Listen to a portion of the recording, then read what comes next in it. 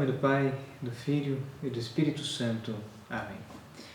Caros amigos e irmãos em Cristo Jesus, chegamos ao 25º domingo do tempo comum.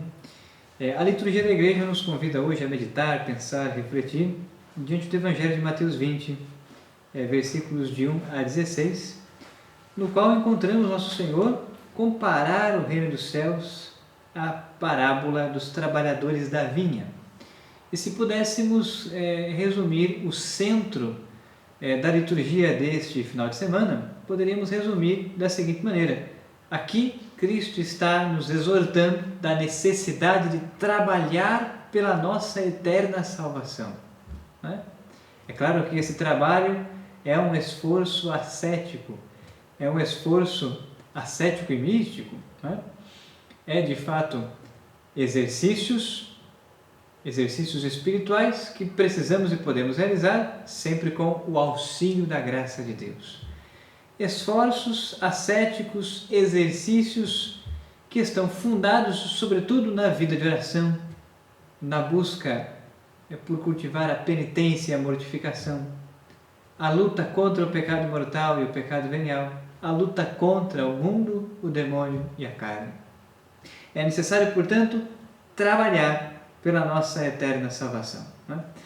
Nosso Senhor nos conta aqui que o reino dos céus é como a história do patrão que saiu de madrugada. E ele sai de madrugada antes que amanheça para procurar trabalhadores para a sua vinha. Depois, este patrão sai de novo às 9 horas da manhã. Numa terceira vez, este patrão sai ao meio-dia. Depois, uma quarta vez, às 3 horas da tarde. E, por fim, numa quinta saída, o patrão, pelas 5 horas da tarde, ainda está procurando trabalhadores para a sua vinha. E diz o versículo 8, Quando chegou a tarde, o patrão disse ao administrador: chama os trabalhadores e paga-lhes uma diária a todos, começando pelos últimos até os primeiros. Ora, o que a parábola, o que a história que Jesus nos conta quer dizer? Nós podemos interpretar essa parábola quer comparando-a com a história da salvação. Assim, Deus chamou alguns logo no início, na madrugada, como Abraão, Isaque e Jacó, o povo hebreu, o povo de Israel, chamado desde ao amanhecer, desde os inícios da história da salvação. Mas há também aqueles que foram chamados na plenitude dos tempos, na encarnação do Verbo.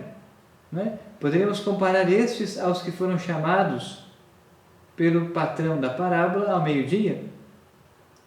Existem aqueles que foram chamados também a entrarem no reino de Deus, na igreja, pelas 15 horas, pelas 17 horas, somos nós, que estamos neste momento da história da salvação, no século 21.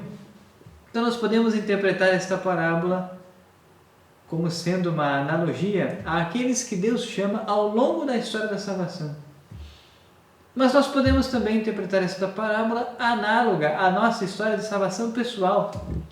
Alguns, Deus os chamou a trabalhar pela sua salvação já na infância. Nasceram em família cristã, católica, receberam uma educação sólida dos seus pais, a fim de que se preocupassem, buscassem a sua salvação eterna. Outros, todavia, foram se converter mais para o meio de sua vida. Santo Agostinho mesmo, que exclama, tarde te amei, ó beleza tão antiga e tão nova. Tarde te amei. Santo Agostinho se converte por volta dos 33 anos. Muitos se convertem com a idade mais avançada. E alguns vão se converter já para o final de sua vida, como acontece com o ladrão crucificado juntamente com Cristo. Se converte já ali, à beira da morte. O fato é que Deus é bom. E Deus, na sua bondade, pode dar a salvação a todos aqueles que se converterem, não importa o momento histórico no qual nós estamos vivendo. Mas o que importa então? O que importa é trabalhar pela nossa salvação. neste momento da nossa história de salvação pessoal no qual nos encontramos, talvez agora. Por meio desta meditação litúrgica, Deus esteja te chamando a de fato se converter, romper com o pecado, voltar para Deus. Não é? É isto de fato que o profeta nos fala na primeira leitura, extraída do livro de Isaías 55, 6, 9. Aqui o profeta está dizendo o seguinte: buscai o Senhor enquanto pode ser achado, invocai-o enquanto Ele está perto. Não é? Busquemos o Senhor enquanto nós ainda podemos achá-lo. Não é? Enquanto estamos vivos, peregrinando nessa vida terrena, nós podemos encontrar a Deus e realizar a obra da nossa conversão, auxiliados pela graça divina. Invocai-o enquanto Ele está perto. Abandone o ímpio o seu caminho e o homem injusto suas maquinações. Volte para o Senhor, que terá piedade dele. Volte para nosso Deus, que é generoso no perdão. Deus é bom, em outras palavras, a liturgia deste domingo está nos dizendo que Deus é bom e misericordioso. E não importa se nós nos convertemos desde criança, ou nos convertemos na idade adulta, ou nos convertemos na idade mais avançada, não importa. Deus é bom e misericordioso. E, portanto, nos dará o reino dos céus.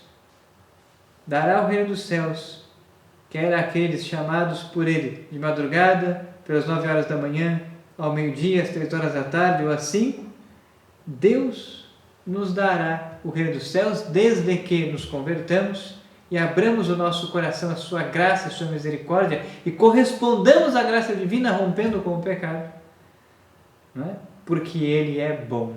Assim, na parábola, o patrão foi justo com os empregados da primeira hora e foi caridoso e bondoso com os empregados da última hora. Deus é assim. Diz nosso Senhor no versículo 15: por acaso não tenho o direito de fazer o que eu quero com aquilo que me pertence? Ou estás com inveja porque estou sendo bom? Deus é este patrão. Deus é bom para conosco. Assim os últimos serão os primeiros e os primeiros serão os últimos. Não?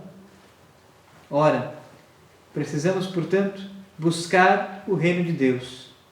Não? São Paulo vai nos dizer, na segunda leitura, por meio da carta aos Filipenses: pois para mim o viver é Cristo e o morrer é lucro. E no versículo 27, só uma coisa que importa: viver à altura do Evangelho. É isso que o apóstolo nos ensina. Não vivermos de qualquer maneira, mas vivermos à altura do Evangelho, nos convertermos. Não é? Ou seja, mudar a nossa vida, vivermos segundo a palavra de Deus. E assim, buscar ao Senhor que se deixa ser encontrado. Que nós possamos no dia de hoje rezar como salmista, não é? É justo o Senhor em seus caminhos, é santo em toda a obra que Ele faz. Ele está perto da pessoa que o invoca, de todo aquele que o invoca lealmente. Deus está perto de nós, se lhe invocamos. Deus está perto de nós quando o buscamos por meio de uma oração autêntica e sincera. Que nós, no dia de hoje, possamos buscar o Senhor e trabalharmos sinceramente pela nossa salvação eterna. Que essa seja a nossa grande preocupação, como foi a do apóstolo. Né? Se vivemos, vivemos para Cristo. Se morremos, temos a esperança de entrarmos no reino dos céus. Né? Que possamos então viver à luz desta fé e desta esperança, buscando o Senhor que se deixa encontrar. Que Deus esteja com cada um de nós. Em nome do Pai, do Filho e do Espírito Santo.